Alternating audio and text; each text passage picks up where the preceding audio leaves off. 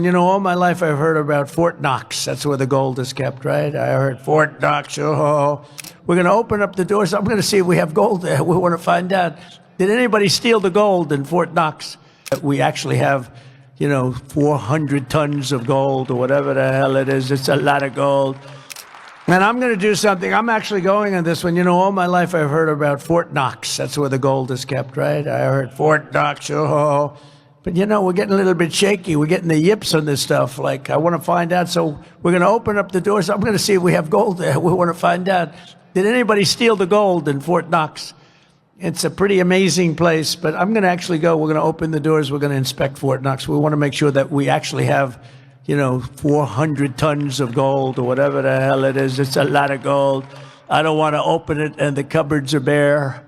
Could happen. If you look at some of the things, oh, by the way, wait till we go into the education department. We haven't even done that. So we could find as much as $1.5 trillion worth of waste, fraud, and abuse. If we do that, we can balance budgets. We can do a lot of other things, especially when you couple it with the massive amounts of tariffs that are coming in already.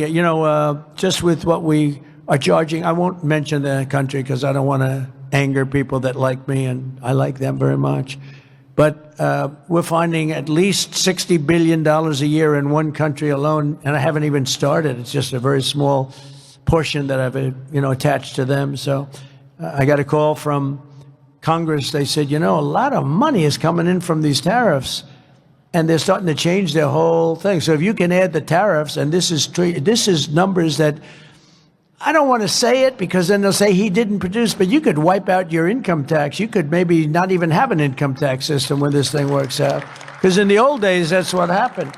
Our country was the richest ever from 1870 to 1913. That's when we were actually the richest, and we were a full tariff country.